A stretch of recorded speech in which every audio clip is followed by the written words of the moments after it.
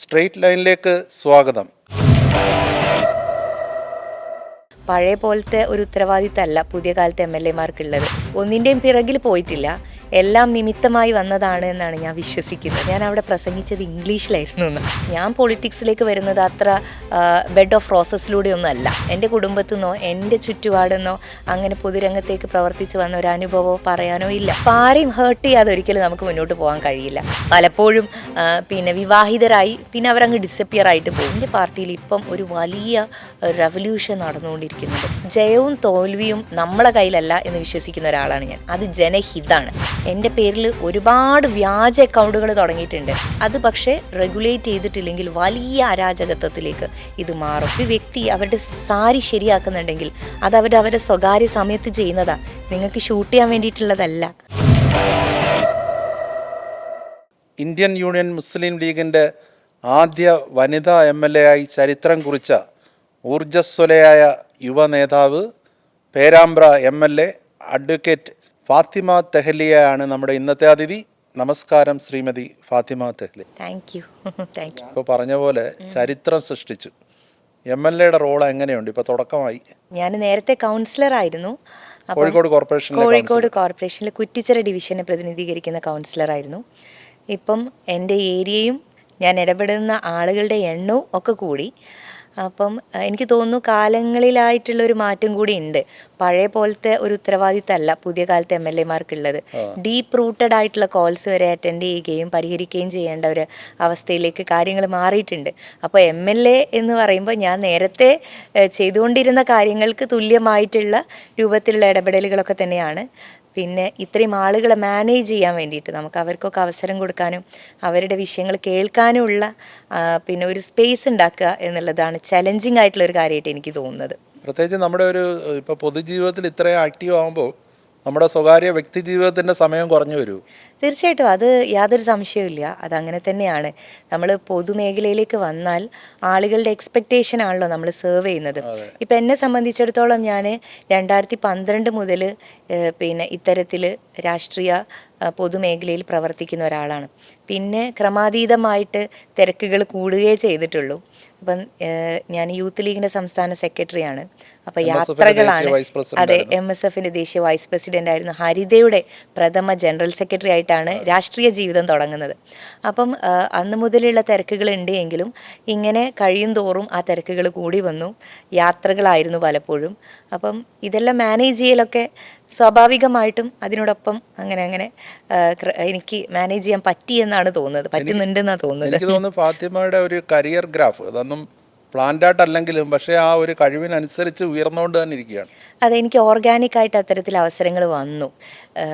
ഒന്നിൻ്റെയും പിറകിൽ പോയിട്ടില്ല, എല്ലാം നിമിത്തമായി വന്നതാണ് എന്നാണ് ഞാൻ വിശ്വസിക്കുന്നത്. MSF-ന്റെ തന്നെ വേദിയിലേക്ക് ആദ്യമായി പോവുകയും ആ ഒരു പൊതുയോഗത്തിൽ അധ്യക്ഷ സ്ഥാനത്തേക്ക് അപ്രതീക്ഷിതമായി വരികയും ചെയ്തതായി കേട്ടിട്ടുണ്ട്. അതെങ്ങനെ സംഭവിച്ചത്? അത് ഹരിത എന്ന് പറയുന്ന MSF-ന്റെ ഒരു വിദ്യാർത്ഥിനി കൂട്ടായ്മയുടെ രൂപീകരണം അത് 2012 നടക്കുന്നത്. ആ സമയത്ത് ഞാൻ കോഴിക്കോട് ലോ കോളേജിൽ പഠിക്കുകയായിരുന്നു. അപ്പോൾ അവിടെ നിന്ന് ഇതേപോലെ ഒരു ഓഫ് ഡേ, ഒരു സാറ്റർഡേ ആണെന്ന് തോന്നുന്നു, ഞാൻ ആ സമയത്ത് ഇൻറ്റേൺഷിപ്പ് ചെയ്യുന്നുണ്ട് ജില്ലാ കോടതിയിൽ. അപ്പോൾ എനിക്കൊരു കോൾ വരികയാണ്, ഇങ്ങനെ ഒരു പരിപാടി ഉണ്ട്, നാട്ടിൽ നിന്നാണ് കോൾ വരുന്നത്, ഒന്ന് പോകണം. ഞാൻ MSF-ലൊക്കെ ഞങ്ങൾക്ക് പെൺകുട്ടികൾക്ക് പ്രത്യേകിച്ച് റോളില്ലാത്തൊരു സമയമാണ്. മെമ്പർഷിപ്പ് വേണമെങ്കിൽ തരും, എന്നാൽ നമ്മൾ ആ ജാഥയിലുണ്ടാകും അല്ലെങ്കിൽ പരിപാടിയിൽ വന്നിരിക്കും എന്നല്ലാതെ വേറൊരു റോളില്ല, വേദിയിലേക്ക് വരില്ല. പക്ഷേ നമ്മൾ ഈ വെക്കേഷനിലൊക്കെ എൻ്റെ നാട്ടിൽ ചെറിയ ചെറിയ പരിപാടികൾ സംഘടിപ്പിക്കാനൊക്കെ അവസരം എനിക്ക് ലഭിച്ചിട്ടുണ്ട്. അപ്പം അങ്ങനെ വെക്കേഷൻ പരിപാടികളൊക്കെ ആസൂത്രണം ചെയ്യാറുണ്ട്. അപ്പോൾ ഒരു കോൾ വന്നപ്പം ഞാൻ ആയിക്കോട്ടെ ഞാൻ പോകാമെന്ന് പറഞ്ഞു. വളരെ നമുക്ക് വേറെ ഉത്തരവാദിത്വമൊന്നുമില്ലല്ലോ, പരിപാടിയിൽ പോയിരിക്കല്ലേ. അങ്ങനെ വളരെ സരസമായിട്ട് അങ്ങനെ പോയി. അവിടെ എത്തിയപ്പോൾ ആരെയും കാണുന്നില്ല. അന്വേഷിച്ചപ്പോൾ പരിപാടി തുടങ്ങാൻ പോകുന്നേ ഉള്ളൂ. പിന്നീട് ഒരുപാട് ആളുകൾ വരുന്നു, മുദ്രാവാക്യം വിളിക്കുന്നു, പെൺകുട്ടികൾ കൊടി വീശുന്നു. അതിൻ്റെ ഒരു മാസ്മരികതയിൽ ഇരിക്കുമ്പോഴാണ് വീണ്ടും കോൾ വരുന്നത്, ഈ പരിപാടിയുടെ അധ്യക്ഷത വഹിക്കണം എന്ന് പറഞ്ഞിട്ട്. ആ മൊമെന്റ് ആണ് എൻ്റെ ലൈഫിൽ യഥാർത്ഥത്തിൽ ആ ട്വിസ്റ്റ് വേദിയിൽ ആയിട്ട് വന്നത്. ആരൊക്കെ ഉണ്ടായിരുന്നു? വേദിയിൽ വലിയ വലിയ നേതാക്കന്മാർ, തമിഴച്ചി തങ്കപ്പാണ്ഡ്യൻ എന്ന് പറഞ്ഞിട്ടുള്ള അത് പിന്നീട് MP പോയറ്റ് ആയിട്ടുള്ള MP ആയിട്ടുള്ള മാഡം അന്ന് ആ പരിപാടിക്ക് വന്നിരുന്നു. എനിക്ക് കറക്റ്റ് ഓർമ്മയുണ്ട് അന്ന് അവരോട് ഞാൻ സംസാരിച്ചത്. കാരണം പരിപാടിയുടെ അധ്യക്ഷത വഹിക്കുക എന്ന് പറയുമ്പം ആ സ്റ്റേജിൽ വെരി നെക്സ്റ്റ് ആയിട്ട് ഗസ്റ്റിൻ്റെ അടുത്ത് ഇരിക്കുകയാണല്ലോ. പിന്നെ സമദാനി സാഹിബിനെ പോലെ ആളുകളുണ്ട്, കുഞ്ഞാലിക്കുട്ടി സാഹിബ്, അങ്ങനെ പ്രമുഖരായിട്ട് നമ്മൾ ഈ പത്രത്തിൽ കാണുന്ന ആളുകളൊക്കെ ആ സദസ്സിൽ, അതെ, നളന്ദ ഓഡിറ്റോറിയത്തിൽ നിരന്നിരിക്കുന്ന വലിയ കൂറ്റൻ വേദിയിൽ പരിപാടിയിൽ എനിക്ക് അധ്യക്ഷത വഹിക്കാൻ പെട്ടെന്ന് പറയുന്നു. ഓൾ ഓഫ് എ സഡൻ ഞാൻ പോയിട്ട് അധ്യക്ഷത വഹിക്കുന്നു. പിന്നീട് അവിടെ കമ്മിറ്റി പ്രഖ്യാപിക്കുന്നുണ്ട്. അപ്പോഴും ഞാൻ ഈ ഗൂസ് ബംസിൽ ഇങ്ങനെ ഇരിക്കുക, ഇത്രയും പെൺകുട്ടികളെ ആവേശത്തിൽ, ആളുകളുടെ ആവേശത്തിൽ ഇരിക്കുമ്പം ഞാൻ ശ്രദ്ധിച്ചിട്ടില്ല എൻ്റെ പേര് അവിടെ പറഞ്ഞതൊന്നും. അത് കഴിഞ്ഞ് താഴെ ഇറങ്ങി മാധ്യമപ്രവർത്തകർ വന്നപ്പോഴാണ് പ്രഥമ ജനറൽ സെക്രട്ടറി ആയിട്ട് എന്നെ പ്രഖ്യാപിച്ച വിവരം ഞാൻ അറിയുന്നത്. അപ്പോൾ ഇതൊക്കെ ഒരു ഇവരെല്ലാം കണ്ടോണ്ടിരിക്കുവായിരിക്കുമല്ലോ. തീർച്ചയായിട്ടും ഞാൻ അവിടെ പ്രസംഗിച്ചത് ഇംഗ്ലീഷിലായിരുന്നു. ഒരു വിചിത്രമായിട്ടുള്ള ഒരു കാര്യം. നല്ല രീതിയിൽ മലയാളവും ഇംഗ്ലീഷും കൈകാര്യം ചെയ്യാൻ പറ്റും. അതെ, ഞാൻ പിന്നെ നമ്മളെ കേരളോത്സവം ഉണ്ടല്ലോ, നമ്മുടെ യുവജനക്ഷേമ ബോർഡ് നടത്തുന്നത്. അപ്പം അതിൻ്റെ ഭാഗമായിട്ട് സ്റ്റേറ്റ് ലെവലിലൊക്കെ ഞാൻ പ്രസംഗിക്കാനും പാടാനും എഴുതാനും ഒക്കെ വന്നിട്ടുണ്ട്. അതെ, ആ സമയത്തൊക്കെ ഇപ്പൊ പാടില്ല, അന്നൊക്കെ പാടുമായിരുന്നു. അപ്പോൾ അങ്ങനെയുള്ള ഒരു, എനിക്ക് നമ്മൾ ഈ അക്കാഡമിക്കലി ചെയ്യുന്ന കാര്യമുണ്ടല്ലോ, സ്റ്റേജ് പെർഫോമൻസ് അല്ലെങ്കിൽ എക്സ്റ്റെമ്പറി എന്നൊക്കെ പറയുമ്പം അത് നമ്മൾ കോമ്പറ്റീഷൻ്റെ ഭാഗമായി ചെയ്യുന്നതല്ലല്ലോ പൊളിറ്റിക്കൽ ഇതിലേക്ക് വരുമ്പോൾ ഉണ്ടാവുന്നത്. അപ്പോൾ അവിടുന്ന് എന്നോട് സംസാരിക്കാൻ പറഞ്ഞപ്പോൾ എൻ്റെ ഒരു പ്രിപ്പറേഷനും ഇല്ലാതെ ഇംഗ്ലീഷിലും മലയാളത്തിലും ഒക്കെ ആയിട്ട് എന്തൊക്കെയോ സംസാരിച്ചു എന്നുള്ളതാണ് എൻ്റെ ഓർമ്മ. അതാണ് ശരിക്കും ഒരു വഴിത്തിരിവായി മാറിയ ഹരിതയുടെ ആദ്യ പ്രഥമ ജനറൽ സെക്രട്ടറി. അതെ അതെ. പക്ഷേ ഫാത്തിമയുടെ ഒരു കരിയറിൽ ഹരിത തന്നെയാണ് ഏറ്റവും വലിയൊരു ഫാത്തിമയെ പോപ്പുലർ ആക്കിയതും അതിനെ തുടർന്നുണ്ടാകുന്ന ചില വിഷയങ്ങൾ. അതായത് പരാതി കൊടുക്കും, വനിതാ കമ്മീഷന് പരാതി കൊടുക്കുന്നു, MSFൻ്റെ ദേശീയ വൈസ് പ്രസിഡന്റ് സ്ഥാനത്ത് നിന്ന് പാർട്ടി നീക്കം ചെയ്യേണ്ടി വരുന്നു. അതോടുകൂടി പെട്ടെന്നൊരു ടേൺ ഡൗൺ ചെയ്തു, അല്ലെ ഒരു കരിയർ അവിടെ തീർന്നു, അങ്ങനെ ചിന്തിച്ചിട്ടുണ്ട്? ഇല്ല, ഞാൻ കരുതുന്നത് ഇപ്പം ഹരിതയിൽ ഞാൻ ജനറൽ സെക്രട്ടറി ആയിട്ട് വന്നു, പിന്നീട് അതിൻ്റെ പ്രസിഡൻ്റായി, 2 ടേമിൽ അതിൻ്റെ പ്രസിഡൻ്റായി. എന്നെ സംബന്ധിച്ചിടത്തോളം കേരളത്തിലെ പെൺകുട്ടികളെ ഇങ്ങനെ ഏകോപിപ്പിച്ചെടുക്കുക, പ്രത്യേകിച്ച് ഈ ഏജുള്ള കുട്ടികളെ, നമുക്കറിയാമല്ലോ കോളേജ് ഗോയിങ് സ്റ്റുഡൻസ് എന്ന് പറയുമ്പം അവർക്ക് പൊളിറ്റിക്സിൽ എൻഗേജ് ചെയ്യുന്നതിന് ഒരുപാട് തടസ്സങ്ങളുണ്ട്. പിന്നെ ഞാൻ റെപ്രസെൻ്റ് ചെയ്യുന്ന ഒരു കമ്മ്യൂണിറ്റിയും അതിലുള്ള ആളുകളൊന്നും ഇതിനോട് പാകപ്പെട്ട ആളുകളല്ല. ഇപ്പം എൻ്റെ കാര്യം തന്നെ പറയാമല്ലോ, ഞാൻ പൊളിറ്റിക്സിലേക്ക് വരുന്നത് അത്ര ബെഡ് ഓഫ് റോസസിലൂടെ ഒന്നും അല്ല. എനിക്ക് ഒരുപാട് പ്രയാസങ്ങൾ തരണം ചെയ്യേണ്ടി വന്നിട്ടുണ്ട്. എൻ്റെ കുടുംബം പോലും ഒരു പക്ഷേ രാഷ്ട്രീയത്തിലേക്ക് പോകുന്നതിനോട് പോസിറ്റീവായിട്ട് പച്ചക്കൊടി കാണിച്ച ആൾക്കാരൊന്നും അല്ല. അച്ഛൻ പക്ഷേ കൗൺസിലറൊക്കെ അല്ല, എൻ്റെ ഉപ്പ വാർഡ് മെമ്പർ ആയിരുന്നു. ലീഗ് ഫാമിലിയാണ് എൻ്റെത്. പക്ഷേ അങ്ങനെയാണെങ്കിൽ കൂടിയിട്ട് ഞങ്ങളൊരു പിന്നെ പരമ്പരാഗത സുന്നി ബാക്ക്ഗ്രൗണ്ടിൽ നിന്ന് വരുന്ന ആളുകളാണ്. അപ്പോൾ എനിക്ക് അങ്ങനെ മുന്നിൽ ഒരാൾ, ഒരു പെൺകുട്ടി, ഒരു സ്ത്രീയോ എൻ്റെ കുടുംബത്തിൽ നിന്നോ എൻ്റെ ചുറ്റുപാടെന്നോ അങ്ങനെ പൊതുരംഗത്തേക്ക് പ്രവർത്തിച്ച് വന്ന ഒരു അനുഭവമോ പറയാനോ ഇല്ല. അപ്പം തീർച്ചയായിട്ടും പാരൻസിന് അതിൻ്റെ വെറീസ് ഉണ്ടാവും. അവർ കാണുന്ന ഒരു പൊളിറ്റിക്കൽ ഇതിലേക്ക് ഒരു പെൺകുട്ടി അവരുടെ വീട്ടിൽ നിന്ന് ഒരു മോള് പോകുമ്പോൾ അതിൻ്റെ പ്രശ്നങ്ങളൊക്കെ ഉണ്ടാവും. എന്ത് ധൈര്യത്തിലാണ് ഇറങ്ങി പുറപ്പെട്ടത്? അത് ഉള്ളിൽ നിന്നുള്ളൊരു ഇൻറ്റ്യൂഷൻ അങ്ങനെ ഉണ്ടായിരുന്നു എനിക്ക്. അങ്ങനെയാണ് ഞാൻ വിശ്വസിക്കുന്നത് കേട്ടോ. എന്നോട് ഇതിന് ചോദിക്കുമ്പോൾ എനിക്ക് അതല്ലാതെ ഒരു മറുപടി പറയാനില്ല. അല്ല, അത് എപ്പോഴും ഫാത്തിമയുടെ മുഖത്ത് എന്തും നേരിടാനുള്ള ഒരു ആത്മവിശ്വാസം, ആ ഒരു ദൃഢനിശ്ചയം പ്രകടമാണ്. ഇതെവിടെ നിന്ന് കിട്ടി? അതിന് ആൻസർ അങ്ങനെ എന്തോ ബ്ലഡിൽ ഉണ്ടായിട്ടുണ്ടാവണം. എനിക്ക് എന്നോട് എൻ്റെ ലൈഫിൽ ഏറ്റവും കൂടുതൽ ഞാൻ കേട്ടിട്ടുള്ളത് നോ ആണ്. നോ മാത്രമേ കേട്ടിട്ടുള്ളൂ ഒരുപാട് കാലം. പക്ഷെ ആ നോയിൽ നമ്മൾ നിന്ന് പോകാൻ നമുക്ക് പറ്റും, അതിനെ മറികടക്കാനും നമുക്ക് പറ്റും. നിങ്ങൾ ഏത് ചൂസ് ചെയ്യുന്നു എന്നുള്ളതാ. ഞാൻ എൻ്റെ മനസ്സിനെ അല്ലെങ്കിൽ എൻ്റെ ഉള്ളിലുള്ള തോന്നലുകളെ, ആ തോന്നലുകൾ എനിക്ക് ചില കാര്യങ്ങൾ ചെയ്യണമെന്നുണ്ട്, ചില വിഷയങ്ങളിൽ ഇടപെടണമെന്നുണ്ട്. അപ്പം തീർച്ചയായിട്ടും ഓപ്പൺലി സംസാരിക്കുന്ന ഒരാളാണ് ഞാൻ. എനിക്ക് ഏതെങ്കിലും റൈറ്റ് വയലേഷൻ കണ്ടാൽ ഇടപെടുന്ന ഒരാളാണ് ഞാൻ. സ്കൂൾ ലെവൽ മുതലേ ഞാൻ അങ്ങനെയാണ്, കുട്ടിയായിരുന്ന സമയം മുതലേ ഞാൻ അങ്ങനെയാണെന്നാണ് ഞാൻ വിശ്വസിക്കുന്നത്. ഒരു വലിയ ഓർത്തഡോക്സ് പശ്ചാത്തലമാണോ വീട്ടിൽ, അതോ കുറച്ചുകൂടെ ലിബറൽ ആയിരുന്നില്ലേ? അല്ലല്ല, എൻ്റെ ഫാമിലി അത്യാവശ്യം നന്നായി ഓർത്തഡോക്സ് ഫാമിലി തന്നെയാണ്. അത് കാലങ്ങളായിട്ട് ഞാൻ എങ്ങനെയാണോ വരുന്നത് അതിനനുസരിച്ച് തീർച്ചയായിട്ടും എൻ്റെ കുടുംബവും പരിണപ്പെട്ടുകൊണ്ട് വരുമല്ലോ. കുടുംബത്തെ മാറ്റിയെടുത്തോളല്ലേ? അതെ, എനിക്ക് തോന്നുന്നത് കുടുംബത്തെ മാറ്റിയെടുത്തു എന്നല്ല, എനിക്ക് എന്നോടൊപ്പം അവരും ഒത്തിരി സ്ട്രഗിൾ ചെയ്തു. അവരുടെ എന്തായാലും പാരൻസിന് അവരുടെ താല്പര്യങ്ങളുണ്ടാകും, സമൂഹത്തിന് താല്പര്യങ്ങളുണ്ടാകും, അത് നമ്മളുമായി ബന്ധപ്പെട്ടവർക്ക് അവരുടെ താല്പര്യങ്ങളുണ്ടാകും. അപ്പോൾ നിങ്ങളെ താല്പര്യങ്ങൾ എവിടെ വെക്കുന്നു എന്നുള്ളതാണ്. അപ്പോൾ ആരെയും ഹേർട്ട് ചെയ്യാതെ ഒരിക്കലും നമുക്ക് മുന്നോട്ട് പോകാൻ കഴിയില്ല. അതുകൊണ്ട് ഒരുപാട് പിന്നെ പല ആളുകളെയും ഹേർട്ട് ചെയ്യേണ്ടി വന്നിട്ടുണ്ട്.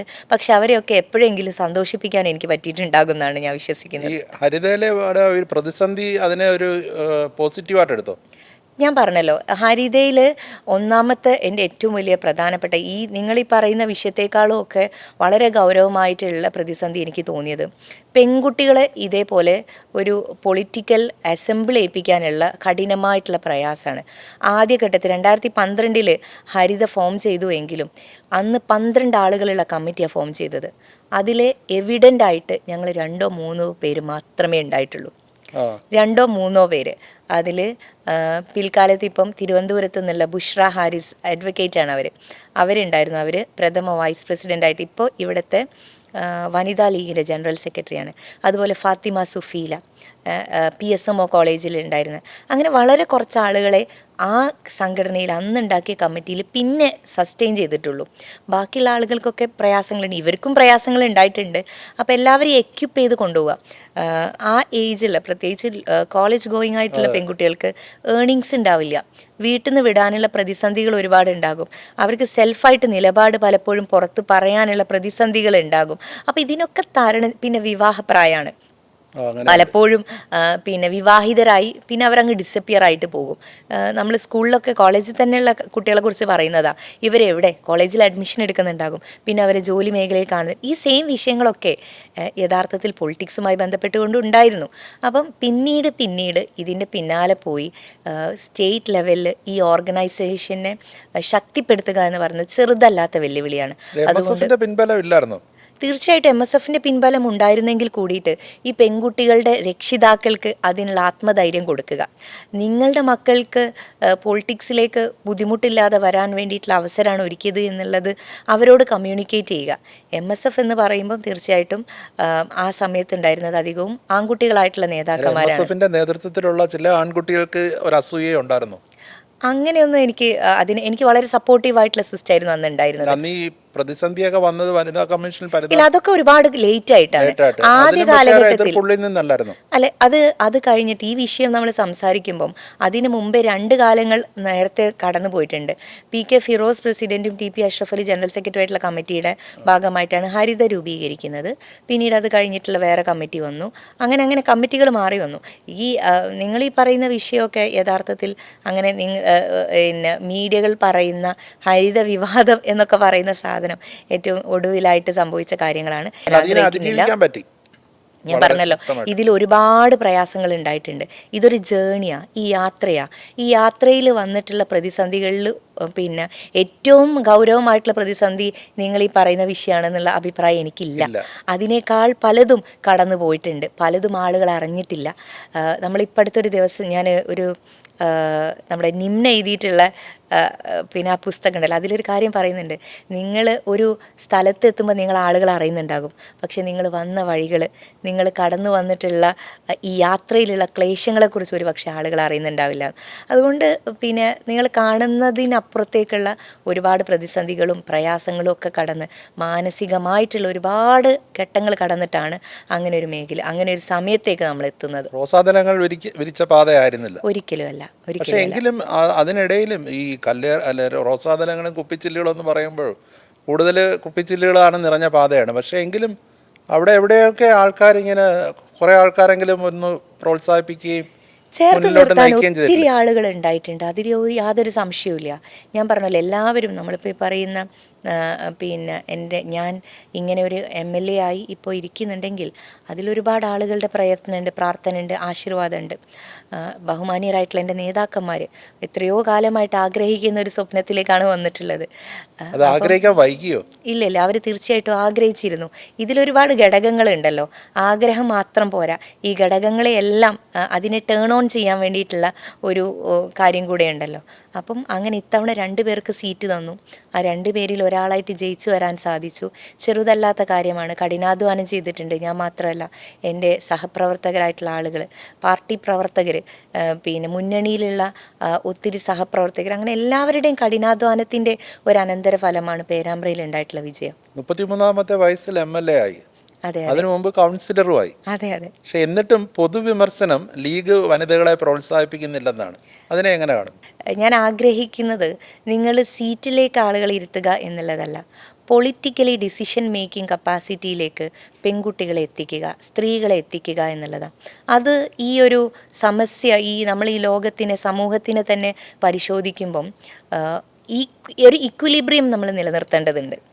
ആണുങ്ങളുടെയും പെണ്ണുങ്ങളുടെയും ഒക്കെ ഡിസിഷൻ മേക്കിങ്ങിലുള്ള, പിന്നെ ഒരു പോളിസി മേക്കിങ്ങിലുള്ള അവസരങ്ങൾക്ക് എല്ലാവർക്കും തുല്യത കൊടുക്കുന്ന രൂപത്തിലൊരു ഇക്വിലിബ്രിയം നമ്മൾ നിലനിർത്തേണ്ടതുണ്ട്. ആ ഇക്വിലിബ്രിയത്തിൻ്റെ പോരായ്മ കൊണ്ടാണ് നമ്മൾ ഈ റിസർവേഷൻ എന്ന് പറയുന്ന കാര്യത്തിനെ കൂടുതലായിട്ട് കൊണ്ടുവരണം എന്ന് പറയുന്നത്. അപ്പം അതുകൊണ്ട് ഇങ്ങനെ പോളിസി മേക്കിങ്ങിലേക്ക്, രാഷ്ട്രീയ പിന്നെ തലപ്പത്തേക്കൊക്കെ സ്ത്രീകൾ കടന്നു വരാൻ വേണ്ടിയിട്ടുള്ള വേദികൾ ഉണ്ടാവട്ടെ എന്നാണ് ആഗ്രഹിക്കുന്നത്. പക്ഷേ ഞാൻ ലീഗിൻ്റെ കാര്യം മാത്രം പറയുമല്ല, കേരളത്തിലെ മുഖ്യധാര രാഷ്ട്രീയ പാർട്ടികളെ എടുത്താൽ അവരും എല്ലാം സ്ത്രീ തുല്യതയെക്കുറിച്ച് വാചകമടിക്കുമെങ്കിലും അവസാനം at the end of the day എന്നൊക്കെ പറയുന്ന പോലെ വന്ന് ഈ നിയമസഭയിലെ പ്രാതിനിധ്യം അല്ലെ ലോക്സഭാ സീറ്റിലെ പ്രാതിനിധ്യം ഇതിലൊക്കെ ഇത് അവർക്ക് കൊടുക്കേണ്ട ചില സീറ്റുകൾ കൊടുക്കും എന്നുള്ള അല്ലാതെ അതിനപ്പുറം ഒരു തുല്യ പ്രാതിനിധ്യം കൊടുക്കാൻ ഇത്രയും കാലം പുരോഗമിച്ചിട്ടും കേരളത്തിൽ കഴിയുന്നില്ല. ശരിയാണ് നിങ്ങൾ പറഞ്ഞത്.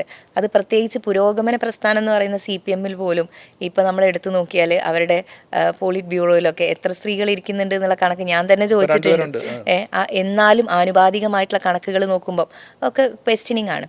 പക്ഷേ പിന്നെ പാർട്ടി കോൺഗ്രസ്സിൽ നമ്മൾ ശൈലജ ടീച്ചറൊക്കെ കഴിഞ്ഞ തവണ പ്രതീക്ഷിച്ചു ഇവരാരും വരുമെന്ന്, അവരാരും വന്നില്ല. അപ്പം അങ്ങനെ നോക്കുമ്പം പാർട്ടി, എന്നെ സംബന്ധിച്ചിടത്തോളം എൻ്റെ പാർട്ടി ക്രിട്ടിസൈസേഷന് ഓൾവേസ് പിന്നെ ഇങ്ങനെ വിധേയമായിക്കൊണ്ടിരിക്കുന്ന ഒരു പാർട്ടിയാണ്. പക്ഷേ എൻ്റെ പാർട്ടിയിൽ ഇപ്പം ഒരു വലിയ റെവല്യൂഷൻ നടന്നുകൊണ്ടിരിക്കുന്നുണ്ട്. അതിൻ്റെ ഭാഗമായിട്ടാണ് ഞാൻ ഇവിടെ ഇരിക്കുന്നത്. അതിൻ്റെ ഭാഗമായിട്ടാണ് യൂത്ത് ലീഗിൽ, ഞാൻ യൂത്ത് ലീഗിൻ്റെ സംസ്ഥാന സെക്രട്ടറിയാണ്, ഏക വനിതയാണ് ഇപ്പം നിലവിലുള്ള. എന്നാൽ 20% യൂത്ത് ലീഗിൻ്റെ എല്ലാ ഘടകങ്ങളിലും സ്ത്രീകൾക്ക് ഞങ്ങൾ റിസർവ് ചെയ്തിരിക്കുകയാണ്. 20% ഇനി എല്ലാ യൂണിറ്റ് ലെവൽ മുതൽ സംസ്ഥാന തലം വരെയുള്ള കമ്മിറ്റികളിൽ 20% സ്ത്രീകൾ ഉണ്ടാവണം എന്നുള്ളത് ഞങ്ങളുടെ ഇത്തവണത്തെ നിബന്ധനകളിൽ പെട്ടതാണ്. അതുപോലെ ഇപ്പോൾ നിങ്ങൾക്കറിയാം MSFൽ പെൺകുട്ടികൾ വന്നു. MSFൻ്റെ പ്ലാറ്റ്ഫോം, MSFൻ്റെ നാഷണൽ കമ്മിറ്റിയിൽ, പ്രഥമ നാഷണൽ കമ്മിറ്റിയിൽ ഏക വനിതയായിരുന്നു ഞാൻ. ആദ്യമായിട്ടൊരു പക്ഷേ പാർട്ടിയുടെ ജനറൽ പോസ്റ്റിലേക്ക് വരുന്നൊരു പെൺകുട്ടി. അതെ. അപ്പോൾ അങ്ങനെയൊക്കെ നോക്കുമ്പം ഒരു വലിയ റെവല്യൂഷൻ ഇവിടെ നടന്നുകൊണ്ടിരിക്കുന്നുണ്ട്. ആ റെവല്യൂഷൻ മറ്റൊരു പാർട്ടിക്കും അവകാശപ്പെടാൻ കഴിയില്ല. ഏതൊക്കെ പാർട്ടിയിൽ ഇത്രമാത്രം സ്ത്രീകൾക്ക് സാന്നിധ്യം കൊടുത്തിട്ടുണ്ട്? ഒരു 20% റിസർവേഷൻ എന്ന് പറയുന്ന ചെറിയ കാര്യമല്ലല്ലോ. യുവജന സംഘടനയുടെ തലപ്പത്തേക്ക് ആളുകൾക്ക് വരാൻ വേണ്ടിയിട്ടുള്ള കാർപ്പറ്റാണത്. എന്നിട്ടും ഈ തെരഞ്ഞെടുപ്പിന് തൊട്ട് മുമ്പ് ശ്രീമതി നുർബീന റഷീദ് അവരെ കഴിഞ്ഞ തവണ പാർട്ടി സ്ഥാനാർത്ഥിയാക്കിയിരുന്നു. ഫാത്തിമ വനിതാ ലീഗിൻ്റെ സ്ഥാനാർത്ഥി അല്ലെന്നൊരു കമൻ്റ് അടിച്ചായിരുന്നു. അതെ, അത് ഒറ്റപ്പെട്ട കാര്യങ്ങളാണ്. അതിന് ഉത്തരം ബഹുമാനപ്പെട്ട വനിതാ ലീഗിൻ്റെ നേതാക്കന്മാർ തന്നെ പറഞ്ഞിട്ടുണ്ട്. ഞങ്ങൾക്ക് അങ്ങനെ ഒരു അഭിപ്രായമില്ല.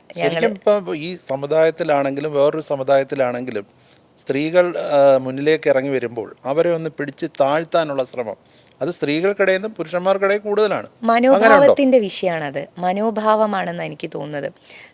ഈ സ്ത്രീകളാവണം പുരുഷന്മാരാവണം എന്നൊന്നുമില്ല. നിങ്ങളെങ്ങനെ ആളുകളോട് കമ്മ്യൂണിക്കേറ്റ് ചെയ്യുന്നു, നിങ്ങളുടെ വിഷൻ എന്താണ്, നിങ്ങൾ മുന്നോട്ട് വയ്ക്കുന്ന ആശയം എന്താണെന്നുള്ളതാണ്. അപ്പോൾ അതിൽ ഞാനൊരിക്കലും പുരുഷന്മാരായതുകൊണ്ട് സ്ത്രീകളായതുകൊണ്ട് എന്ന് പറയില്ല. നിങ്ങളുടെ മനസ്ഥിതി എന്താണ്, മനോഭാവം എന്താണ്? കൂടുതൽ സ്ത്രീകൾ പൊതുരംഗത്തേക്ക് വരുന്നതിനെ നിങ്ങൾ അനുകൂലിക്കുന്ന ആളാണോ?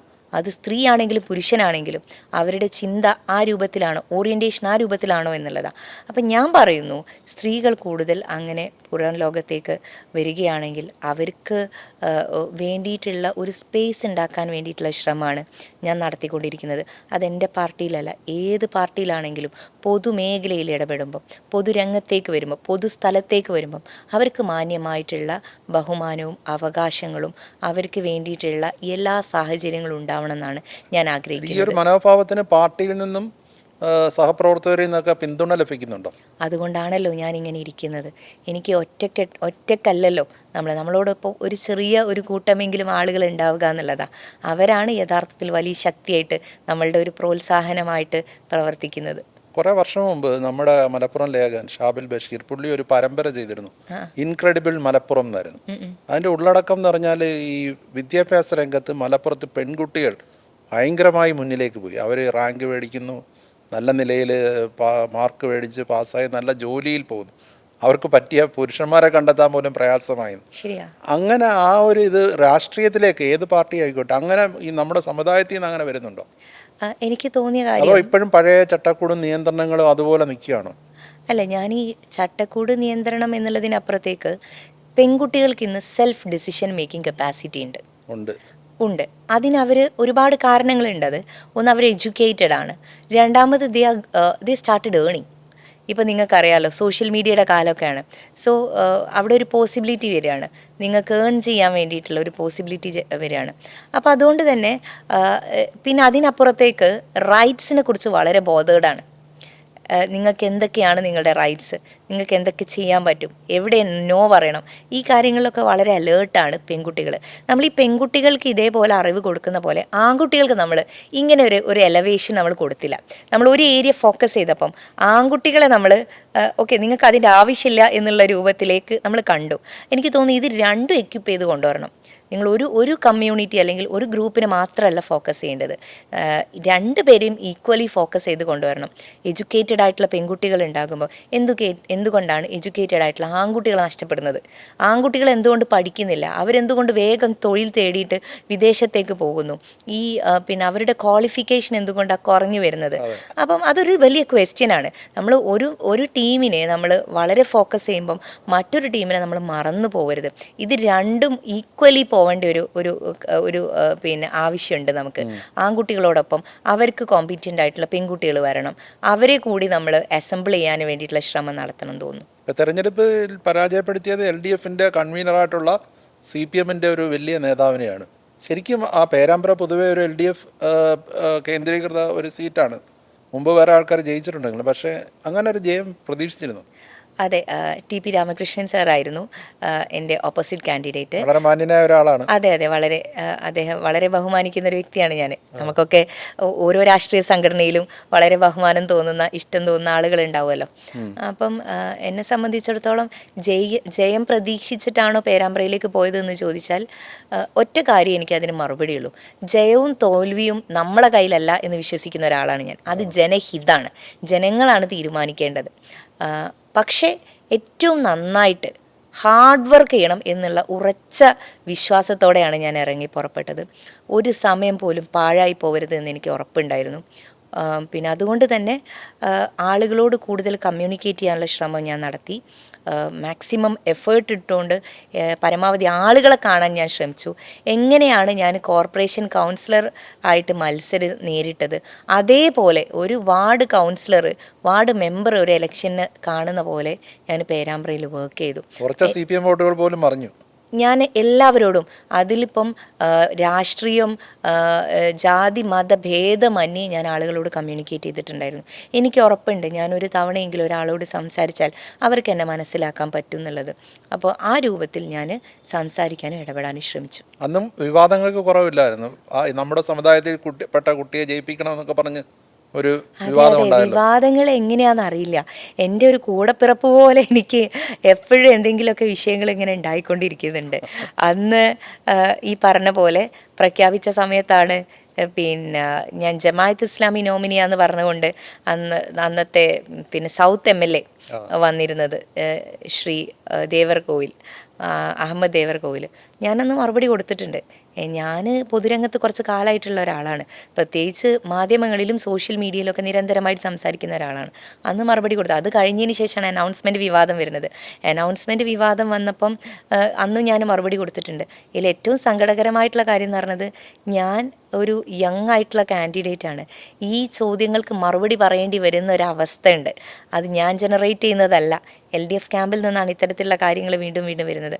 പക്ഷേ ഇങ്ങനെയൊക്കെയാണെങ്കിലും വളരെ പിന്നെ എന്നെക്കൊണ്ട് പറ്റുന്ന രൂപത്തിൽ ഈ കാര്യങ്ങളോടൊക്കെ സംസാരിക്കാൻ, ഇതിനോടൊക്കെ പിന്നെ എൻ്റെ മറുപടികൾ പറയാനും ആളുകളോട് കമ്മ്യൂണിക്കേറ്റ് ചെയ്യാനും എനിക്ക് സമയം ലഭിച്ചു എന്നുള്ളതാണ്, സമയം ഞാൻ കണ്ടെത്തി എന്നുള്ളതാണ് പോസിറ്റീവായിട്ടുള്ള കാര്യമായിട്ട് തോന്നുന്നത്. സോഷ്യൽ മീഡിയയുടെ കാര്യം പറയുമ്പോൾ എനിക്ക് തോന്നുന്നു വളരെ വലിയ സൈബർ ആക്രമണത്തിന് വിധേയമായിട്ടുള്ള ഒരു വ്യക്തി കൂടിയാണ് ഫാത്തിമ. അതിനെതിരായിട്ടൊരു വലിയ പോരാട്ടവും തുടങ്ങി വെച്ച്, അതായത് സ്റ്റോക്കിങ്, അതായത് ഈ ഒരു വ്യക്തിയുടെ വ്യക്തി ജീവിതത്തിനിടയിലുള്ള ഇത് പകർത്തി സ്വകാര്യ നിമിഷങ്ങളെ പകർത്തിയിട്ട് അത് റീൽസാക്കി വിടുന്നല്ലേ, ഓൺലൈനിൽ പ്രചരിപ്പിക്കുന്നു. അതിനെതിരെ ഒരു വലിയ പോരാട്ടവും തുടങ്ങി. ഇപ്പോഴും അതിന് കുറവുണ്ടോ അതോ ആക്രമണം? ഇല്ല, ഇത് എൻ്റെ ആദ്യത്തെ പോരാട്ടമൊന്നും അല്ല കേട്ടോ, എൻ്റെ ആദ്യത്തെ മൂവ്മെൻ്റ് അല്ല ഇത്. ആക്ച്വലി 2012 മുതൽ ഞാൻ പറഞ്ഞല്ലോ, അന്ന് ഈ ഫേസ്ബുക്കൊക്കെ ഇങ്ങനെ നമ്മൾ ലെവലിലേക്ക് വരുന്ന ഒരു സ്റ്റേജാണ്. അപ്പോൾ ആ ടൈം മുതൽ ഞാൻ പൊളിറ്റിക്സിൽ ആക്റ്റീവായിട്ടുള്ള ടൈം മുതൽ സോഷ്യൽ മീഡിയയിൽ ഇടപെടുകയും അതൊരു ക്യാമ്പയിനായിട്ട് കൊണ്ടു നടക്കുകയും ചെയ്യുന്ന ആൾ. പല വിഷയങ്ങളിലും ഞാൻ ഇടപെട്ടിട്ടുണ്ട്. എൻ്റെ ഓർമ്മയിൽ ഒരു യൂണിഫോമിൻ്റെ ഒരു വിഷയം വന്നിട്ടുണ്ടായിരുന്നു. സ്കൂൾ ഒരു പെൺകുട്ടികളുടെ യൂണിഫോം ഈരാറ്റുപേട്ട ഭാഗത്തുള്ള ഒരു സ്കൂളിൽ അത് ഏതോ ഒരാൾ ഫോട്ടോ വെച്ചു.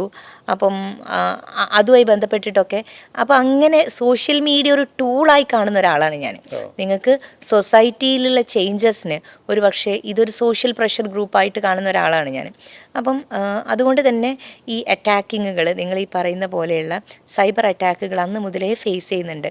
എൻ്റെ പേരിൽ ഒരുപാട് വ്യാജ അക്കൗണ്ടുകൾ തുടങ്ങിയിട്ടുണ്ട്. എൻ്റേതെന്നുള്ള പേരിൽ മെയിലുകൾ വളരെ അതോറിറ്റേറ്റീവായിട്ടുള്ള ഓഫീസിലേക്ക് പോയി അതിനെതിരെ കേസ് കൊടുത്തിട്ടുള്ള ഒരാളാണ് ഞാൻ. അപ്പം സോഷ്യൽ മീഡിയയിൽ വളരെ വൾഗറായിട്ടുള്ള കമൻസ്, വൾഗറായിട്ടുള്ള പിക്ചേഴ്സ്, ഞാൻ എന്നുള്ള രൂപത്തിൽ മറ്റുള്ള അക്കൗണ്ടുകൾ സ്റ്റാർട്ട് ചെയ്തുകൊണ്ട് അങ്ങനെയുള്ള ഇടപാടുകൾ, അപ്പോൾ ഇതിനൊക്കെ എതിരെ കേസുകൾ ഒത്തിരി കൊടുത്തിട്ടുണ്ട്. അത് സൈബർ സ്റ്റേഷനുകളിലാണെങ്കിലും എൻ്റെ പോലീസ് സ്റ്റേഷനുകളാണെങ്കിലൊക്കെ കേന്ദ്രീകരിച്ച് കൊടുത്തിട്ടുണ്ട്. അല്ലത് വ്യത്യസ്തരായിട്ടുള്ള ആളുകളാണ്, പക്ഷേ ഒബ്വിയസ്ലി എതിർപക്ഷത്ത് നിൽക്കുന്ന ആളുകളാണ് എന്നുള്ളതാണ് എടുത്തു പറയേണ്ട ഒരു കാര്യം. അപ്പം ഇത് നിരന്തരമായിട്ട് ഇങ്ങനെ കൊള്ളുന്ന ഒരാൾക്ക് ഇതൊരു പുതിയൊരു സാധനമല്ലല്ലോ. പക്ഷേ എൻ്റെ ഓർമ്മയിൽ കഴിഞ്ഞ പാർലമെൻറ്റ് ഇലക്ഷൻ്റെ സമയത്തൊക്കെ അന്നത്തെ manifesto making committee Shri Shashi തരൂറായിരുന്നു. അവരുടെ മുമ്പിലൊക്കെ ഞാനൊരു പോളിസി, ഒരു നയം നമ്മൾ ഈ വിഷയത്തിൽ കൊണ്ടുവരണം എന്നൊക്കെ പറഞ്ഞിട്ട് അവതരിപ്പിക്കുകയുണ്ടായി. ഇപ്പം ഈ തെരഞ്ഞെടുപ്പുമായി ബന്ധപ്പെട്ടിട്ട് ഞാൻ അന്നും പറയുന്നൊരു കാര്യമുണ്ട്, social media is not regulated. അത് പക്ഷേ റെഗുലേറ്റ് ചെയ്തിട്ടില്ലെങ്കിൽ വലിയ അരാജകത്വത്തിലേക്ക് ഇത് മാറും. അത് ഒരുപാട് ആളുകളെ ഹേർട്ട് ചെയ്യുന്ന കാര്യമാണ്. നിങ്ങൾ ഫിസിക്കലി മാത്രമല്ല ജീവിക്കുന്നത്, നിങ്ങൾ ഡിജിറ്റലി കൂടി ജീവിക്കുന്ന ഒരു കാലത്താണ് നമ്മൾ കടന്നു പോകുന്നത്. അപ്പോൾ നിങ്ങളെ റെപ്രസെൻറ്റേഷൻ ഇവിടെ മാത്രമല്ല ഡിജിറ്റലി കൂടിയുണ്ട്. പക്ഷേ ഇതൊന്ന് ക്ലീൻ ചെയ്യേണ്ട സമയമായിരിക്കുന്നു. അത് അതിക്രമിച്ചിരിക്കുന്നു. സോഷ്യൽ മീഡിയയ്ക്ക് ഒരുപാട് ഗുണമുണ്ട്, അതേസമയം ദോഷമുണ്ട്. ഇതിൽ റെഗുലേഷൻ എന്ന് പറയുമ്പോൾ ഞാൻ വീണ്ടും പറയുന്നു, ഇത് നമുക്കറിയാം, നമ്മുടെ തൊട്ടടുത്തുള്ള രാജ്യത്ത് നേപ്പാളിലൊക്കെ സംഭവിച്ചൊരു കാര്യമുണ്ട്. അതൊക്കെ നമ്മൾ അഡ്രസ്സ് ചെയ്യുകയും വേണം.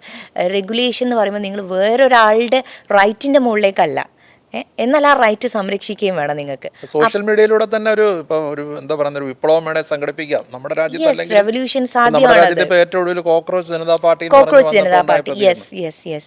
അപ്പം ഇതൊക്കെ എന്ത് സാധ്യമാകുന്ന ഒരു കാലമാണ്. പക്ഷേ അത് ബാക്കിയുള്ള ആളുകളുടെ റൈറ്റിന്റെ വയലേഷനായി മാറരുത്. അവരുടെ പ്രൈവസിയിലേക്ക് കയറാൻ നിങ്ങൾക്ക് യാതൊരു അവകാശവും ഇല്ല. പ്രൈവസിയിലേക്ക് കയറുന്ന ഒരു പ്രവണത ഇപ്പൊ ഈ എതിർ ഗ്രൂപ്പുകളിൽ നിന്ന് മാത്രമല്ല, പൊതുവെ സമൂഹത്തിലില്ലേ? ഇപ്പൊ തന്നെ ഏറ്റവും ഒടുവിൽ നടൻ സലീം കുമാറിന്റെ വീട്ടിൽ നടന്ന കാര്യങ്ങൾ, അയാളുടെ മോന് വളരെ നിർഭാഗ്യവശാൽ അലറി വിളിക്കേണ്ടി വന്നു. അതിനെ ഈ പറയുന്ന രീതി റെഗുലേറ്റ് ചെയ്യുക, അത്തരം കാര്യങ്ങൾ കുറ്റകരമാണെന്നുള്ളൊരു ഇതിലേക്ക് കൊണ്ടുവരാൻ വേണ്ടേ? ഇപ്പം തെരഞ്ഞെടുപ്പുമായി ബന്ധപ്പെട്ടിട്ടാണ് ഈ പാപ്പരാസി വീഡിയോകൾ എന്നെ ഫോക്കസ് ചെയ്ത് കണ്ട് എന്നോടൊപ്പം അവർ പലപ്പോഴും പേരാമ്പ്രയിലൊക്കെ എനിക്ക് വലിയ അത്ഭുതം തോന്നിയിട്ടുണ്ട്. കോഴിക്കോട് നിന്ന് അവർ വണ്ടി എടുത്തിട്ട് വരും. എനിക്ക് മനസ്സിലാവില്ല, ആദ്യഘട്ടത്തിലൊക്കെ സുഖമാണോ എന്ന് ചോദിക്കുമ്പോൾ ഞാൻ സുഖമാണെന്ന് പറയും. പിന്നീട് ഞാൻ കാണുന്നത് ഈ വീഡിയോ സോഷ്യൽ മീഡിയയില, ഫാത്തിമ തൈലെ സുഖമാണെന്ന് പറഞ്ഞു. ഇതിൻ്റെ ഈ രൂപത്തിലുള്ള ക്യാപ്ഷൻ കൊടുത്തുകൊണ്ട് അവർ വീഡിയോ ഇറക്കുന്നത്. പിന്നീട് ഞാൻ അവരോട് 1-2 തവണ പറഞ്ഞു, നിങ്ങളുടെ വീഡിയോയുടെ ആംഗിൾ എനിക്ക് പ്രശ്നമാണ്. ഞാൻ പോലും എന്നോട് സമ്മതം ചോദിക്കുന്നില്ല. ഞാൻ വളരെ പ്രൈവറ്റായിട്ട് ഒരാളോട് സംസാരിക്കുമ്പോൾ നിങ്ങൾ എങ്ങനെയാണ് ക്യാമറ വെക്കുക? അതെന്നെ മാത്രമല്ല ആ വ്യക്തിയെ കൂടി നിങ്ങൾ അപമാനിക്കുകയല്ലേ, അങ്ങനെ ചെയ്യാൻ പാടില്ല എന്നൊക്കെ 1-2 തവണ ഞാൻ അവരോട് പറഞ്ഞു. വളരെ നിസ്സഹായമായിട്ടുള്ള അവസ്ഥയിലാണ് ഞാനൊരു സോഷ്യൽ മീഡിയ പോസ്റ്റ് ഇട്ടത്. ഇതിൽ ഏറ്റവും പിന്നെ പ്രധാനപ്പെട്ട ഒരു കാര്യം സോഷ്യൽ മീഡിയയിൽ ഉണ്ടാക്കുന്ന പേജുകൾ, ആ പേജുകളിലൂടെയാണ് ഇത്തരത്തിലുള്ള എൻ്റർടൈൻമെൻറ്റ്സ് എന്ന് പറഞ്ഞിട്ട് ഇവർ പ്രചരിപ്പിക്കുന്നത്. ഇതിൻ്റെ ഉടമ അല്ല യഥാർത്ഥത്തിൽ വീഡിയോ എടുക്കുന്നത്. അത് ആ നാട്ടിലെ ഏതെങ്കിലും ഫ്രീലാൻസ് ആയിട്ടുള്ള വീഡിയോഗ്രാഫർ അവരൊരു പണം കൊടുത്തിട്ട് നീ ഇന്ന ആംഗിളിലുള്ള വീഡിയോ എടുക്കണം, ഇന്നതാവണം എന്ന് പറഞ്ഞയക്കുകയാണ്. അപ്പോൾ അതൊക്കെ നമ്മൾ യഥാർത്ഥത്തിൽ ഈ പറയുന്ന ആളുകൾക്ക് അവസരം കൊടുക്കുന്നു എന്ന് പറയുമ്പം അതിനോടൊപ്പം എത്തിക്സിനെ കുറിച്ചിട്ട് ഇവർ ചിന്തിക്കുന്നില്ല. ആ എത്തിക്സ് എന്ന് പറയുമ്പോൾ നിങ്ങൾക്കൊരാളുടെ മുമ്പിലേക്ക് ഇപ്പം പിന്നെ കൗമുദി ആണെങ്കിൽ വരുമ്പോൾ നമുക്കറിയാം ഓക്കെ ഇത് നിങ്ങളാണ്, ഒരു ലേബലുണ്ട്, ഐഡൻറ്റിറ്റി ഉണ്ട്. അല്ലാതെ ചെറിയ ഫോണുകളുണ്ട്, ഫോണല്ലാത്ത നമുക്ക് മനസ്സിലാവില്ല. ആളുകൾ ക്യാമറ ചെറിയ കുഞ്ഞി ക്യാമറയായിട്ട് വരും. അപ്പോൾ അവർ ക്യാമറയായിട്ടാണോ വരുന്നത്? നമ്മളൊക്കെ പൊതുപ്രവർത്തകരാണല്ലോ. അപ്പോൾ വരുമ്പോൾ നമുക്ക് തിരിച്ചറിയാൻ പറ്റുന്നില്ല. ഒരു പക്ഷേ ഒരു പരിപാടിയിലേക്ക് പോകുമ്പോൾ നമ്മൾ കരുതുക ആ സംഘാടകർ ഒരുക്കിയ ആളുകളാണെന്നാ. ഇപ്പോൾ ഐഫോൺ വെച്ചിട്ട് ഷൂട്ട് ചെയ്യുന്ന കാലമാണല്ലോ. അപ്പോൾ ഇത് വളരെ അനിയന്ത്രിതമായിട്ടാണ് പോകുന്നത്. മാന്യമായിട്ടുള്ള കാര്യങ്ങൾ അവരെടുത്തോട്ടെ, അതിനൊന്നും എനിക്ക് അഭിപ്രായ വ്യത്യാസമില്ല. സ്വകാര്യതയിലേക്ക് തള്ളിക്കയറുക ഒരിക്കലും പല രീതിയിൽ സിനിമാ താരങ്ങളൊക്കെ പോകുമ്പോൾ അവരുടെ എന്താ പറയുന്നത് എന്തെങ്കിലും ഒരു സാരി മാറി കിടന്ന് അതെടുത്ത് തീർച്ചയായിട്ടും നമ്മളൊക്കെ ഷോള് ഇപ്പം ഞാൻ അതിലെടുത്ത് പറഞ്ഞൊരു കാര്യമുണ്ട്. പൊതുസ്ഥലത്താണെങ്കിലും നിങ്ങൾക്ക് സ്വകാര്യത ഉണ്ട് എന്നുള്ളത് വിശ്വസിക്കുന്ന ഒരാളാണ് ഞാൻ.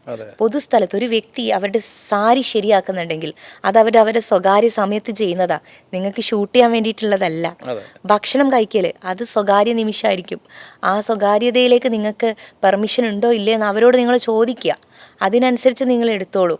അപ്പം ഇതൊക്കെ വാല്യൂസ് ആണ്, റെസ്പെക്ട് ചെയ്യേണ്ട കാര്യമാണ്. ഇപ്പോഴത്തെ രാഷ്ട്രീയ നേതാക്കൾ ഇപ്പോൾ അധികാര സ്ഥാനത്തിരിക്കുന്നവരും എല്ലാം ഇത്തരം റീൽസിനെ പ്രൊമോട്ട് ചെയ്യുക, അല്ലെങ്കിൽ ആ ഒരു ഓൺലൈൻ മീഡിയ മൊത്തത്തിൽ ഞാൻ പറയില്ല, ഈ പറഞ്ഞ ലേബലൈസ്ഡ് അല്ലാത്ത കുറേ ആൾക്കാർ ഇങ്ങനെ റീൽസ് ഉണ്ടാക്കാൻ വേണ്ടി തള്ളിക്കയറുന്നവരെ നിരുത്സാഹപ്പെടുത്താത്ത കാഴ്ചയും കാണുന്നുണ്ട്. എനിക്ക് തോന്നിയത് അതെ, നിങ്ങൾ പറഞ്ഞത് വളരെ കറക്റ്റാണ്. ഇപ്പം എന്നെക്കുറിച്ച് അങ്ങനെ ഒരു ചിന്ത ഉണ്ടായിരുന്നു. ഞാൻ സെൽഫ് പ്രൊമോഷൻ്റെ ഭാഗമായിട്ടാണ് ഈ ആളുകളെ കൊണ്ട് ഇതൊക്കെ ചെയ്യിപ്പിക്കുന്നത്. അതും ഞാൻ വളരെ അടിവരയിട്ടുകൊണ്ട് പറയാൻ ആഗ്രഹിക്കുകയാണ്. ഇതൊന്നും ഞാൻ അറിയുന്ന ആളുകളല്ല, ഞാൻ മോണിറ്റൈസ് ചെയ്യുന്ന ആളുകളല്ല, എനിക്ക് അങ്ങനെ ഒരു PR ഗ്രൂപ്പിനെ സസ്റ്റെയിൻ ചെയ്യാൻ വേണ്ടിയിട്ടുള്ള കപ്പാസിറ്റി ഉള്ള ഒരാളും അല്ല ഞാൻ വളരെ സാധാരണക്കാരിയായിട്ടുള്ള ഒരു ചുറ്റുപാടിൽ വരുന്ന ഒരു മിഡിൽ ക്ലാസ് അല്ലെങ്കിൽ ഒരു അപ്പർ മിഡിൽ ക്ലാസ് വരുന്ന ഒരാളാണ് ഞാൻ. എൻ്റെ ചുറ്റുപാടിൽ ഇങ്ങനെ ഇത്രയും വലിയൊരു PR വർക്കിൻ്റെ ആവശ്യമുണ്ടെന്നും തോന്നുന്നില്ല എനിക്ക്. ഞാനൊരു വളരെ സാധാരണക്കാരിയായിട്ടുള്ള MLA. എൻ്റെ നാട്ടിലെ ആൾക്കാരോട് കമ്മ്യൂണിക്കേറ്റ് ചെയ്യാൻ എനിക്ക് ഈ രൂപത്തിലുള്ള വീഡിയോസിൻ്റെ ആവശ്യമില്ല. ശരിക്കും ആരാണ് ഈ ഫാത്തിമ തെഹ്ലിയ? എന്താണ് പശ്ചാത്തലം? എവിടെ പഠിച്ചു? എന്തൊക്കെ പഠിച്ചു? എങ്ങനെയാണ് തുടക്കം കരിയറിൻ്റെ? എന്താണ് ഈ വാക്കിൻ്റെ അർത്ഥം? ഫാത്തിമ തെഹ്ലിയ എന്ന് പറയുന്നത് എൻ്റെ ഫുൾ നെയിമാണ്. തെഹ്ലിയ എന്നുള്ള പേരിന് ഒരുപാട് അർത്ഥങ്ങളുണ്ട്. പ്യൂരിറ്റി എന്നുള്ളൊരർത്ഥം പറയുന്നുണ്ട്, പ്യൂരിറ്റി. രണ്ടാമത് അലങ്കരിക്കപ്പെട്ടവൾ, ഫേമസ്, അങ്ങനെയൊക്കെ പല അർത്ഥങ്ങളും ആ വാക്കിനുണ്ട്. തെഹ്ലിയ എന്ന് പറഞ്ഞൊരു സ്ഥലമുണ്ട് സൗദി അറേബ്യയിൽ. അത് വളരെ വിചിത്രമായിട്ടുള്ളൊരു അറിവായിരുന്നു എനിക്ക്. അങ്ങനെ വളരെ പ്രൗഢമായിട്ടുള്ള എന്നൊക്കെ പറയുന്ന ഒരു അർത്ഥമാണ് അതിലേക്ക് വരുന്നത്. അലങ്കരിക്കപ്പെട്ടവൾ എന്ന് പറയുമ്പോൾ അതിലെന്തായാലും സൗന്ദര്യം ഉണ്ടാവുമല്ലോ, എനിക്ക് അറിഞ്ഞൂടാ. എല്ലാ അർത്ഥങ്ങളോട് ഉൾക്കൊള്ളുന്ന ആളാണ്. അങ്ങനെ എല്ലാ അർത്ഥങ്ങളും അത് അറിയില്ല. ഞാൻ പഠിച്ചത് എൻ്റെ തന്നെ നാട്ടിൽ കുറ്റിക്കാട്ടൂരിൽ ബി-ലൈൻ പബ്ലിക് സ്കൂൾ എന്ന് പറഞ്ഞിട്ടുള്ള ഒരു CBSE സ്കൂളിലാണ് ഞാൻ പഠിക്കുന്നത്. എൻ്റെ ഫാമിലിയായിട്ട് കണക്റ്റഡ് ആയിട്ടുള്ളൊരു സ്ഥാപനമാണത്. അവിടെ ഒരു ഓർഫനേജ് ഉണ്ട്, ആ ഓർഫനേജിൻ്റെ ഭാഗമായിട്ടുള്ള സ്ഥാപനമാണത്. പിന്നീട് ഞാൻ +1 +2 കുറ്റിക്കാട്ടൂരുള്ള ഗവൺമെൻറ് ഹയർ സെക്കൻഡറി സ്കൂളിലാണ് പഠിച്ചത്. പിന്നെ അവിടെ നിന്നാണ് ലോ കോളേജിലേക്ക് എൻട്രൻസ് എഴുതിയിട്ട് വരുന്നത്. Government law college Kozhikode LLB ചെയ്യുന്നു, LLM തൃശ്ശൂർ ലോ കോളേജിൽ ചെയ്യുന്നു. അതിനിടയിൽ ഞാൻ MA ഫോക്ലോർ ഒരു വർഷ വിദ്യാർത്ഥിനിയായിട്ട് പിന്നെ നമ്മുടെ കാലിക്കറ്റ് യൂണിവേഴ്സിറ്റിയിൽ എൻട്രൻസ് എഴുതി റാങ്ക് 1 വന്നപ്പം ഞാൻ അവിടെ പഠിക്കാൻ പോയി. അവിടെ നിന്നാണ് പിന്നീട് LLMലേക്ക് മാറുന്നത്. എൻറോൾ ചെയ്തു. പ്രാക്ടീസിങ് അഡ്വക്കേറ്റ് ആണ് ഞാൻ. എൻ്റെ ഫാമിലി ചുറ്റുപാട് എല്ലാവരും ലോയേഴ്സ് ആണ്. എൻ്റെ ഹസ്ബൻഡ് ലോയർ ആണ്, ഷഹസാദ്. അദ്ദേഹം കോഴിക്കോട് ഹൈക്കോർട്ടിലായിട്ട് പ്രാക്ടീസ് ചെയ്യുന്ന ആളാണ്. അദ്ദേഹത്തിന്റെ പാരന്റ് ഫാദർ ലോയറാണ്, സീനിയർ ലോയറാണ്. പിന്നെ അദ്ദേഹത്തിന്റെ കസിൻസ് ഒത്തിരി ആൾക്കാർ ലോയേഴ്സ് ഉണ്ട്. അങ്ങനെ ഒരു ലോയർ കമ്മ്യൂണിറ്റിയിൽ നിന്ന് വരുന്ന ഒരാളാണ് ഞാൻ. മുന്നോട്ട് കൊണ്ടുപോകാൻ പറ്റുമോ? ഇല്ല, അത് ഒബ്വിയസ്ലി നമുക്ക് പറ്റില്ലല്ലോ. ഞാൻ 2021 വരെ ഞാൻ നന്നായിട്ട് പ്രാക്ടീസ് ചെയ്തുകൊണ്ടിരുന്നു. പിന്നെ ഈ യൂത്ത് ലീഗിൻ്റെ സംസ്ഥാന സെക്രട്ടറി ആയതിനു ശേഷം പിന്നീട് വീണ്ടും തിരക്കുകളായി, പ്രയോറിറ്റി ഓട്ടോമാറ്റിക്കലി ഷിഫ്റ്റായി. അപ്പോൾ പ്രാക്ടീസ് കുറച്ച് ഇങ്ങനെ കുറഞ്ഞുകൊണ്ടിരിക്കുമ്പോഴാണ് ഞാൻ എറണാകുളത്തേക്ക് ഹൈക്കോർട്ടിലേക്ക് പ്രാക്ടീസ് മാറ്റണം എന്നൊക്കെ ആഗ്രഹിച്ച് നിൽക്കുന്ന സമയത്താണ് കുറ്റിച്ചിറയിലേക്ക് മത്സരിക്കാൻ വേണ്ടി പാർട്ടി ആവശ്യപ്പെടുന്നത്. പിന്നീട് കുറ്റിച്ചിറ പോകുന്നു, പിന്നെ പേരാമ്പ്രയിലെത്തുന്നു. അങ്ങനെ ഇപ്പം തന്നെ വനിതാ MLA എന്നുള്ളത് തന്നെ ഒരു ഹിസ്റ്റോറിക്കൽ ഇതാണ്. അതെ. പക്ഷേ ഇത്രയും കഴിവും ഇത്രയും യോഗ്യതയും എല്ലാം ഉള്ള ഈ MLA ഒരു ആദ്യ വനിതാ മന്ത്രി ആക്കാമായിരുന്നില്ലേ? അതിനെ പറ്റിയിട്ട് എനിക്കറിയില്ല. ഞാൻ അങ്ങനെ ആഗ്രഹിച്ചിട്ടില്ല എന്ന് മാത്രമല്ലേ എനിക്ക് പറയാൻ പറ്റുള്ളൂ. ഞാൻ ഒരു MLA ആവുക എന്നുള്ളത് പോലും പിന്നെ നമ്മളിങ്ങനെ ആഗ്രഹിച്ച് പ്രവർത്തിച്ച ഒരാളൊന്നുമല്ല ഞാൻ. ഞാൻ വളരെ കുറച്ച് കാര്യങ്ങളൊക്കെ പ്രൊഫഷണലി ആഗ്രഹിക്കുകയും അങ്ങനെ കുറച്ച് കാര്യങ്ങളൊക്കെ പ്ലാൻ ചെയ്യുകയും ചെയ്തിട്ടുണ്ടായിരുന്നു. സോഷ്യലി എപ്പോഴും ഉണ്ടാവണം എന്നുള്ളത് എൻ്റെ ഒരു എനിക്ക് തോന്നുന്നു എൻ്റെ ബ്ലഡിൽ അങ്ങനെ ഒരു സംഭവം ഉണ്ട്. എപ്പോഴും സോഷ്യലി എൻഗേജ്ഡ് ആയിട്ടാണ് ഉണ്ടായിരുന്നത്. പിന്നെ പൊളിറ്റിക്സിലേക്ക് വരാൻ പറ്റി. പൊളിറ്റിക്സ് എന്ന് പറയുന്നത് നമ്മുടെ ഒരു 7 അയലത്ത് പോലും നമ്മൾ ആഗ്രഹിച്ചാൽ എത്തോ എന്നുള്ള തോന്നുന്നൊരു ഏരിയ അല്ല. പക്ഷേ പണ്ടെപ്പോഴോ സ്കൂളിൽ നിന്ന് ഞാൻ പറഞ്ഞിട്ടുണ്ടായിരുന്നു അത്രേ, എനിക്കൊരു പൊളിറ്റീഷ്യൻ ആവണമെന്ന് ആഗ്രഹമുണ്ട് ടീച്ചേഴ്സ് ചോദിക്കുമ്പോൾ. അത് ഈ അടുത്ത കാലത്താണ് എൻ്റെ സ്കൂൾ ഗോയിങ് ആയിട്ട് എൻ്റെ ഒപ്പം പഠിച്ചിരുന്ന ക്ലാസ്മേറ്റ്സ് എന്നോട് പറയുന്നത്, നീ അങ്ങനെ ഒരു മറുപടി പണ്ട് പറഞ്ഞിരുന്നല്ലോ. ഓക്കെ, അതൊക്കെ ഉണ്ടായിട്ടുണ്ടാവാം. പിന്നീട് ഇങ്ങനെ പൊളിറ്റിക്സിലേക്ക് വന്നു. അതെ, തീർച്ചയായിട്ടും വളരെ പോസിറ്റീവായിട്ട് എന്നെ ഏറ്റവും കൂടുതൽ സപ്പോർട്ട് ചെയ്യുന്ന ഒരാൾ ഒരു പക്ഷേ അദ്ദേഹം ആയിരിക്കും. എനിക്കെല്ലാവിധ എന്താ പറയുക, സപ്പോർട്ട് എന്ന് പറയുന്നതിനപ്പുറത്തേക്ക് നമ്മൾക്ക് ഒരു നിയന്ത്രണവും ഇല്ലാതെ എൻ്റെ സ്വന്തം ഡിസിഷനനുസരിച്ചിട്ട് മൂവ് ചെയ്യാൻ പറ്റുന്ന ഒരു പ്രതലത്തിലേക്ക് വരാൻ പറ്റും. അങ്ങനെ ഒരു നല്ല ആളെ ജീവിതത്തിൽ കിട്ടുക എന്ന് പറയുമ്പോൾ വലിയൊരു ഭാഗ്യമാണ്. ഇപ്പോൾ ഫാത്തിമ നേരത്തെ പറഞ്ഞു ഒരുപാട് നോകൾക്ക് മുന്നിലൂടെയാണ് കടന്ന് ഇത്രയും എത്തിയത്. ഒരുവിധം ഇപ്പം ഒരു കേരളത്തിലെ അറിയപ്പെടുന്ന ഒരു വ്യക്തിയായി മാറാൻ കഴിഞ്ഞു. പക്ഷേ നമ്മുടെ സമൂഹത്തിലേക്ക് നോക്കുമ്പോൾ, ഇപ്പോൾ ഈ സമുദായം വെച്ചിട്ടല്ല ഞാൻ ചോദിക്കുന്നത്, പൊതുവെ പെൺകുട്ടികൾ ഒരുപാട് വിദ്യാഭ്യാസ രംഗത്ത് വരുന്ന ഒരു സ്വന്തം കാലിൽ നിൽക്കുന്നു, ഏൺ ചെയ്യുന്നു, അങ്ങനെയൊക്കെ പറയുമ്പോഴും ഒരുപാട് പെൺകുട്ടികൾ ട്രാപ്പ് ചെയ്യപ്പെടുന്നു, വഞ്ചിക്കപ്പെടുന്നു, പീഡിപ്പിക്കപ്പെടുന്നു. നമ്മളെന്നും പത്രം എടുത്ത് നോക്കിക്കഴിഞ്ഞാൽ ഈ വാർത്തകളിൽ ഏതെങ്കിലും ഒന്ന് എവിടെയെങ്കിലും കാണും എല്ലാ ദിവസവും. എന്താണ് ഇങ്ങനെ സംഭവിക്കുന്നത്? അതെ, അതിൽ പിന്നെ കുറേ കാര്യങ്ങളുണ്ട്.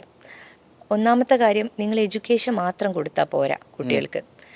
എഡ്യൂക്കേഷൻ കൊടുക്കുമ്പോൾ എന്താ സംഭവിക്കുന്നത്, അത് പിന്നെ പെരിഫറലിയുള്ള മാത്രം എഡ്യൂക്കേഷനായിട്ട് മാറുകയാണ്. സിലബസ് ഓറിയൻറ്റഡ് ആയിട്ടുള്ള എഡ്യൂക്കേഷനായിട്ട് മാത്രം മാറുകയാണ്. ഈ സിലബസ് ഓറിയൻറ്റഡ് ആയിട്ടുള്ള എഡ്യൂക്കേഷനോടൊപ്പം എന്തുകൊണ്ടാണ് മാനസികമായിട്ടുള്ള ഒരു സപ്പോർട്ടീവ് സിസ്റ്റം ഡെവലപ്പ് ചെയ്യാൻ പറ്റുന്ന, അല്ലെങ്കിൽ ദൃഢനിശ്ചയമുള്ള ഒരു തലമുറയെ നമുക്ക് വളർത്തിക്കൊണ്ടുവരാൻ സാധിക്കാതെ പോകുന്നത്?